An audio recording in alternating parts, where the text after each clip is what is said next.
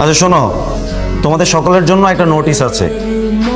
এত দ্বারা স্কুলের সকল ছাত্রছাত্রীদের জানানো যাচ্ছে যে আমাদের এই স্কুলের গভর্নিং বোর্ডের সকল কমিটি এবং সকল শিক্ষকদের আলোচনা সাপেক্ষে এই স্কুলের স্কুল ক্যাপ্টেন সিলেকশন পদ্ধতিতে আরোহী মিমকে নির্বাচিত করা হয়েছে।